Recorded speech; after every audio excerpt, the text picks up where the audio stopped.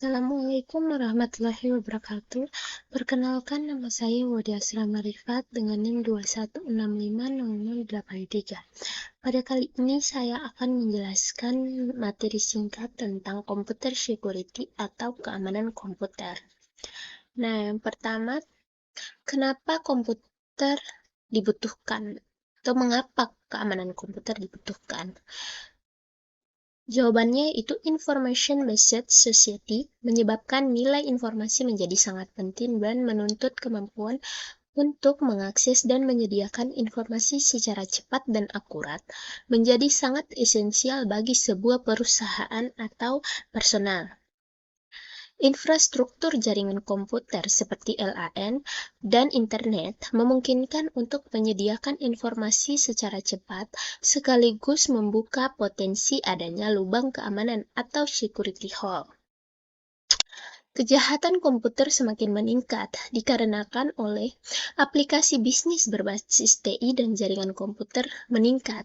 Contohnya seperti online banking, e-commerce, electronic data interchange atau ADI, desentralisasi server, transisi dari single vendor ke multi-vendor, meningkatnya kemampuan attacker dan kurangnya kemampuan pengguna sistem, kesulitan penegak hukum dan belum adanya ketentuan yang pasti. Semakin kompleksnya sistem yang digunakan, semakin besar source code program yang digunakan, dan semua berhubungan dengan internet.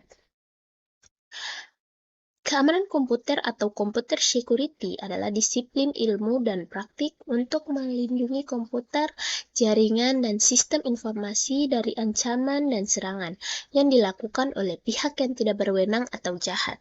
Keamanan komputer mencakup segala aspek yang berhubungan dengan proteksi terhadap penggunaan, penyebaran, dan manipulasi informasi digital. Prinsip keamanan komputer ada 6. Yang pertama adalah kerahasiaan atau confidentiality. Berarti menjaga kerahasiaan informasi dengan melakukan pembatasan hak akses seseorang yang paling umum dengan menggunakan enkripsi. Contohnya seperti data-data yang harus dijaga kerahasiaannya, seperti data-data yang bersifatnya itu pribadi seperti nama, tanggal lahir, dan data-data milik perusahaan atau perusahaan. Yang kedua ada integrity atau keaslian. Berarti menjamin bahwa data informasi yang dimiliki terjaga keasliannya, tidak berubah tanpa pemilik informasi. Integrity merujuk pada tingkat kepercayaan terhadap suatu informasi. Di dalam integrity terdapat dua mekanisme pengamanan, yaitu mekanisme preventif dan mekanisme detektif. Yang ketiga ada availability atau ketersediaan. Berhubung dengan ketersediaan informasi ketika dibutuhkan, artinya informasi harus selalu tersedia saat dibutuhkan oleh user dan dapat dengan cepat diakses. Yang keempat adalah ada authentication atau autentikasi. Metode ini dinyatakan sebagai informasi yang betul-betul asli atau orang yang mengakses memberikan informasi adalah betul-betul orang yang dimaksud. Yang kelima adalah ada otorisasi. Memastikan bahwa pengguna hanya memiliki akses yang diperlukan untuk melakukan tugas mereka dan mencegah penggunaan yang tidak sah atau penyalahgunaan hak akses. Dengan memberikan hak akses yang tepat, sistem keamanan dapat mengontrol akses pengguna dan menjaga keamanan sumber daya dan informasi yang sensitif. Yang keenam ada non-repudiation atau tidak dapat dibantah. Tidak dapat dibantah ini merujuk pada konsep dalam keamanan komputer di mana pengirim sebuah pesan atau transaksi tidak dapat membantah bahwa ia telah mengirim atau melakukan transaksi tersebut. Ada ancaman keamanan komputer secara umum. Ada manusia sebagai hacking cracker atau siapa saja yang berusaha atau mengakses sistem tanpa izin dari pihak yang berwenang. Tujuannya bisa untuk melakukan pencurian data atau informasi atau perusakan. Yang kedua, memasukkan program ilegal seperti virus, worm, dan kemampuan user yang terbatas dengan menggunakan dan memelihara sistem serta rendahnya kesadaran dan keamanan sistem. Selanjutnya ada hardware failure. Tidak stabilnya suplai listrik dalam jangka waktu panjang sehingga mengakibatkan kerusakan pada perangkat. Terjadinya korsleting listrik yang dapat mengakibatkan terhentinya proses sistem atau bahkan kerusakan sistem. Yang ketiga ada segala macam bentuk gangguan fisik yang berdampak langsung maupun tidak langsung terhadap perangkat. Yang ketiga ada software failure. Adanya kesalahan pada sistem operasi, adanya kesalahan saat mengupdate program, dan 3. Uji coba program yang tidak memadai sehingga menyisakan error pada perangkat lunak. Yang keempat ada alam. Alam merupakan ancaman yang tidak bisa dicegah, seperti banjir, gempa bumi, kebakaran, dan lain sebagainya. Menurut David Inikoff, John D. Howard, berdasarkan dan dengan bukunya An Analysis of Security Incidents on the Internet 1989 sampai dan tahun 1995.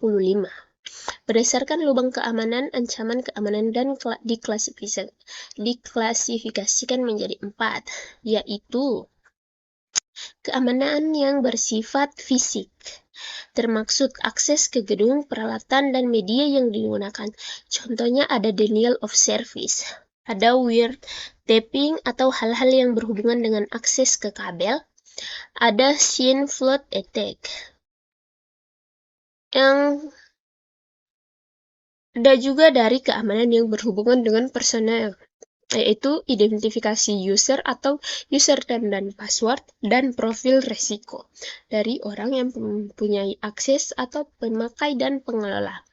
Ada keamanan dan data dan keamanan dari data dan media serta teknik komunikasi. Ada inskripsi, firewall, VPN, dan keamanan dalam operasi. Adanya prosedur yang digunakan untuk mengatur dan mengelola sistem keamanan juga termaksud prosedur setelah serangan atau post-attack recovery. Ada security attack modelnya. Menurut William Sterling Network and Internet Network Security, 1995 serangan attack terdiri dari 4. Ada interruption, yaitu perangkat sistem menjadi rusak atau tidak tersedia.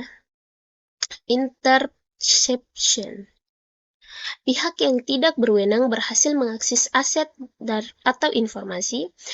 Modification adalah pihak yang tidak berwenang tidak saja berhasil mengakses, akan tetapi juga mengubah tampar aset. Ada fabrication, pihak yang tidak berwenang dapat membuat hardware dan software palsu untuk mengontrol sistem. Ada ilustrasi serangan keamanan komputer seperti pada layar.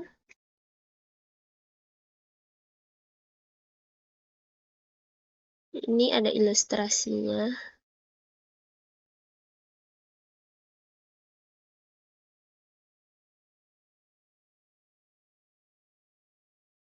Ilustrasi penggunaan firewall untuk keamanan komputer. Terdapat router dan PC-PC.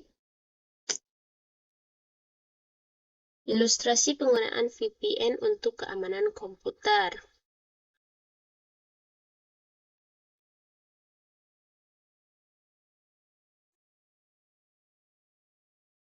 Nah, ada VPN seperti pada gambar.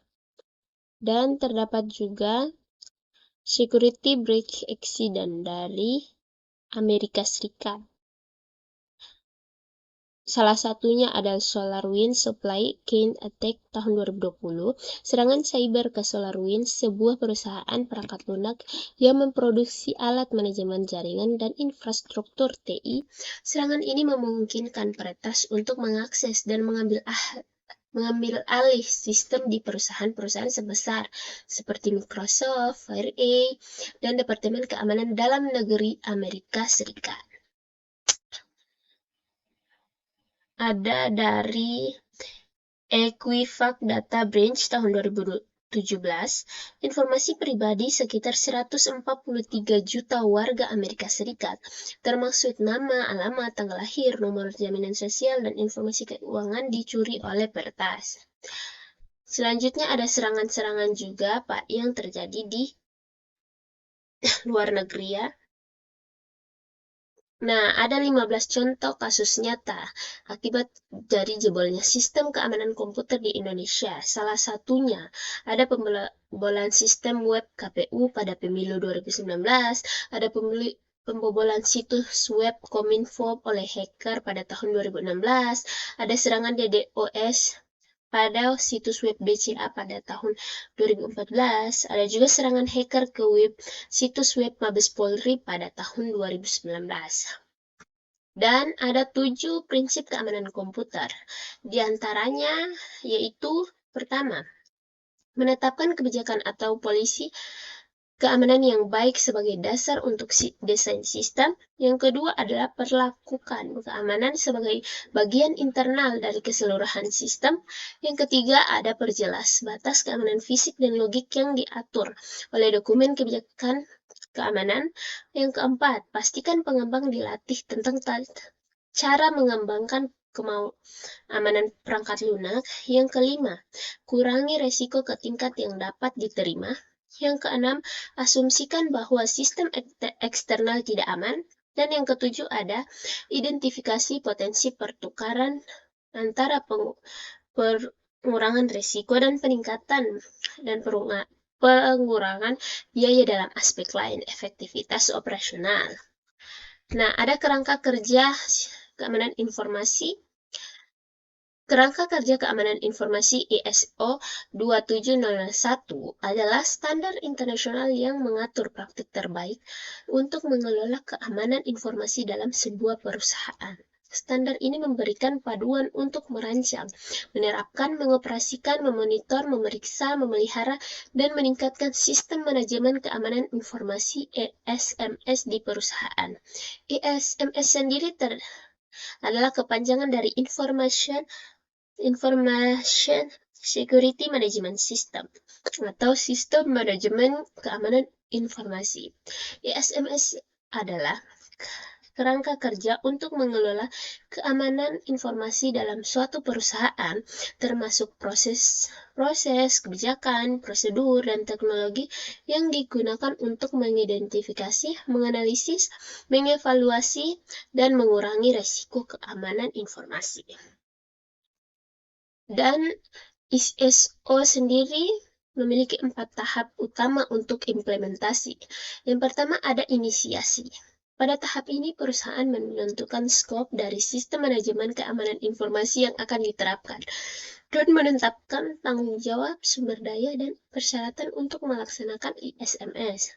Yang kedua, perencanaan. Pada tahap ini, perusahaan menentukan risiko keamanan informasi yang harus dibatasi, menentukan kontrol keamanan yang diperlukan, dan mempersiapkan dokumen terkait ISMS.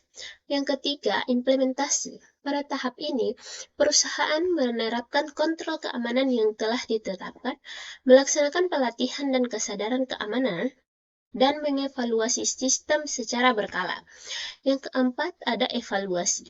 Pada tahap ini, perusahaan melakukan penilaian terhadap sistem manajemen keamanan informasi yang telah diterapkan, melakukan pengukuhan kinerja dan efektivitas dari kontrol keamanan yang telah ditetapkan, dan melakukan perbaikan dan peningkatan untuk memastikan bahwa ISMS selalu up to date.